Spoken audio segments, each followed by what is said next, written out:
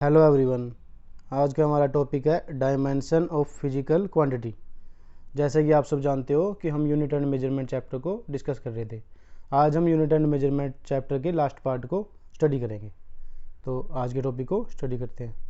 तो टॉपिक है dimension of physical quantity कि कोई भी फिजिकल क्वांटिटी है उसकी डायमेंशन कैसे कैलकुलेट करते हैं। तो ऑल द फिजिकल क्वांटिटी जैसे मास, लेंथ, वॉल्यूम, कुछ भी और ल्यूमिनेशन इंटेंसिटी, तो ये हमारी फिजिकल क्वांटिटी है। तो all the physical quantity represented by derived unit. Derived मतलब जो डिराइव्ड करी जाती हो, जैसे कुछ जो फंडामेंटल को छोड़ के जो बाकी क्वांटिटी हैं उसको डिराइव किया जाता है, जैसे डेंसिटी निकालनी हो, एरिया निकालना हो, ये सब डिराइव्ड यूनिट है। Can be represented in terms of some combination of 7 fundamental और बेसिक क्वांटिटी। मतलब जो हम डिराइव्ड यूनिट की डिराइव्ड यूनिट की डायमेंशन निकाल लेंगे, वो कुछ कम्बिनेशन होगी जो हमारी फंडामेंटल यूनिट्स हैं उनकी डायमेंशन की। ठीक है।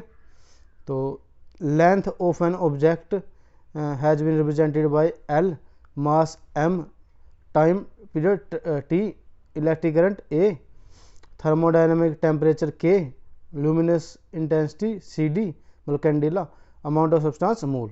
ठीक है। तो हमें पता है कि मास को एम से रिप्रेजेंट करा जाता है, तो डायमेंशन में क्या हो जाएगा, एम की जगह कैपिटल एम हो जाएगा और स्क्वायर ब्रैकेट के अंदर ये क्लोज हो जाएगा। ठीक है। तो इस तरह से मास की डायमेंशन कैपिटल एम जो एनक्लोज्ड बाय स्क्वायर ब्रैकेट्स। ठीक है। ऐसे टाइम की लेंथ होगी, ऐसे ही टाइम की डायमेंशन होगी, ऐसे ही लेंथ की डायमेंशन होगी। ठीक है। तो ये हमारी 7 फंडामेंटल क्वांटिटी की डायमेंशन होगी।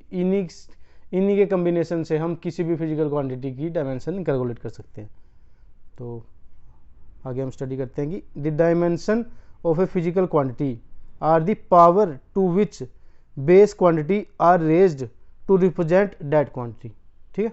तो इसमें क्या है कि कोई भी क्वांटिटी है ना, उसमें मान लीजिए एरिया निकालना है, तो एरिया क्या होता है, लेंथ क्रॉस ब्रेथ या लेंथ इंटू लेंथ। जैसे उसमें एरिया ऑफ स्क्वायर होता है साइड स्क्वायर, तो साइड होती है हमारी रिप्रेजेंट होती है लेंथ से।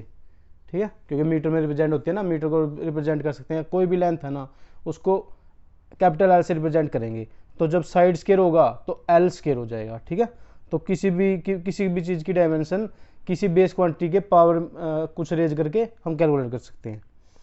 तो यूजिंग ए स्क्वायर ब्रैकेट, देखो स्क्वायर ब्रैकेट का क्या यूज है, यूजिंग ए स्क्वायर ब्रैकेट राउंड ए क्वांटिटी, किसी भी क्वांटिटी के राउंड, जैसे मास के राउंड थी ऐसी लेंथ के राउंड थी, means that we are dealing with dimension of the quantity. ठीक है। इसका मतलब है कि अगर किसी के राउंड स्क्वायर ब्रैकेट है, उसका मतलब है भी उसकी हम डील कर रहे हैं उसकी डायमेंशन से। तो किसी की डायमेंशन कैलकुलेट करनी हो तो स्क्वायर ब्रैकेट लग जाएगी। ठीक है।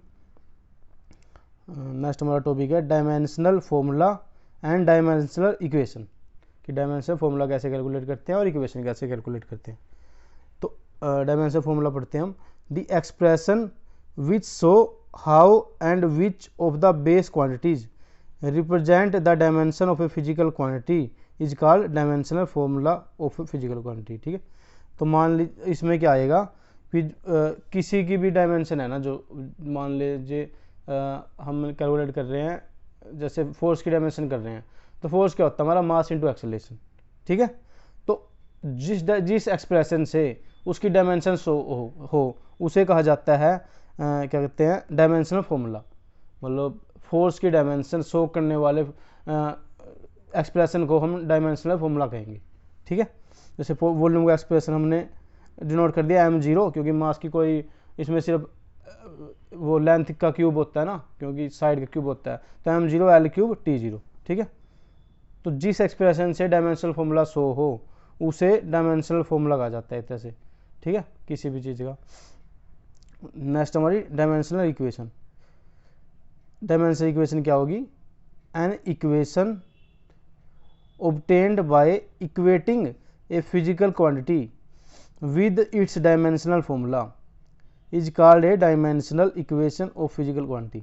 मतलब कि कोई भी फिजिकल क्वांटिटी है उसको जो उसका डायमेंशनल फॉर्मूला है उससे इक्वेट कर दें, तो जो कुछ आएगा ना उसे कहा जाएगा डायमेंशनल इक्वेशन। ठीक है। तो नेक्स्ट टॉपिक हमारा checking dimensional consistency of equation, कि कोई भी डायमेंशन है वो करेक्ट है या नहीं, तो उसको चेक कैसे करेंगे। तो हमने एक एग्जांपल ले लिया कि हमें दे रखा है half M V square equal to M G H. हमें चेक करना है कि इनके अंदर डायमेंशन सेम है या नहीं, मतलब इसमें डायमेंशनल कंसिस्टेंसी है क्या नहीं, ठीक है। तो हम लेफ्ट हैंड साइड का डायमेंशन निकाल लेंगे, राइट हैंड साइड का डायमेंशन निकाल लेंगे। अगर दोनों इक्वल आ जाते हैं तो वो कंसिस्टेंट है, अगर नहीं आते तो नहीं है, ठीक है। तो एल एच एस की डायमेंशन निकाल लेंगे। देखो तो कॉन्स्टेंट की तो कोई डायमेंशन नहीं होती, मास की डायमेंशन एम होगी, और वो वेलोसिटी की डायमेंशन होती है, जैसे वेलोसिटी होता है डिस्टेंस बाय टाइम, तो डिस्टेंस एल होता है और टाइम हमारा मतलब टी होता है, तो डिस्टेंस बाय टाइम है तो टी की पावर -1, और यहाँ पर एम वी स्केयर है, तो वेलोसिटी का जो भी आएगी डायमेंशन उसका स्केयर, ठीक है। तो यहाँ से हमारी आ गई एम एल स्केयर टी -2, ये हमारी डायमेंशन आ गई लेफ्ट हैंड साइड की। ऐसे हम राइट हैंड साइड की डायमेंशन निकाल सकते हैं कि मास जो जी हमारी एक्सेलेरेशन की डायमेंशन होती है एल टी -2, क्योंकि वेलोसिटी अपॉन टाइम होता है ना, वेलोसिटी की हमारी आई थी एल टी -1, तो एल टी -1 अपॉन टी, तो एल टी -2 आ गई, और हाइट मान लो इस तरह से लेंथ है तो उसकी होगी एल, ठीक है। तो हमारी बन गई एम एल स्केयर टी -2, ये हमारी राइट हैंड साइड की डायमेंशन बनेगी। तो हम देख सकते हैं कि लेफ्ट हैंड साइड और राइट हैंड साइड की डायमेंशन सेम है, तो इससे हम कह सकते हैं कि ये इक्वेशन जो है कंसिस्टेंट है, ठीक है। तो ऐसे हम कंसिस्टेंसी ऑफ इक्वेशन चेक कर सकते हैं, मतलब ये डायमेंशनली करेक्ट है, जिसकी जो डायमेंशन लगा रखे हैं ना वो करेक्ट है।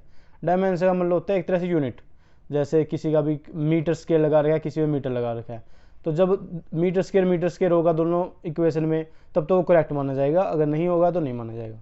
तो ये डायमेंशनली करेक्ट है। हो सकता है कि इनकी कांस्टेंट वैल्यू कुछ भी हो सकती है, जैसे 4 न्यूटन 5 न्यूटन, तो जो न्यूमेरिकल वैल्यू है वो तो डिफरेंट है 4 5, लेकिन जो साइन है वो सेम है न्यूटन, और डायमेंशन हमारी जो साइन से कैलकुलेट होती है। नेक्स्ट हमारा टॉपिक है कि deducting relation among physical quantities. तो भी कोई भी रिलेशन कैलकुलेट करनी है हमें, भी फिजिकल क्वांटिटी या कोई फॉर्मूला कैलकुलेट करना है, भी इसको किस फॉर्मूले से हम रिप्रेजेंट कर सकते हैं। तो हम एक क्वेश्चन ले लेते हैं कि suppose period of oscillation of simple pendulum depends on its length, mass and acceleration due to gravity.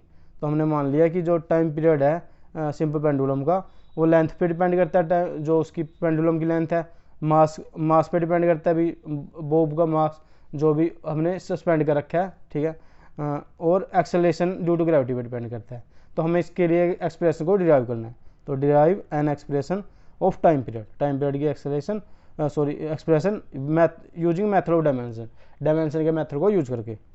तो हमने मान लिया कि जो टाइम पीरियड है टी, वो लेंथ पे डिपेंड कर रहा था, एक्सेलेरेशन ड्यू टू ग्रेविटी पे और मास पे, और हमने मान लिया कि उनकी कुछ ना कुछ हो सकता है, पावर भी हो, तो एल एक्स जी वाई, जी की पावर वाई, एम की पावर जेड मान ली, और एक के कॉन्स्टेंट मान लिया, क्योंकि कॉन्स्टेंट तो कुछ भी हो सकता है, डायमेंशन हम बताता है ना मैं डायमेंशन फॉर्मूला।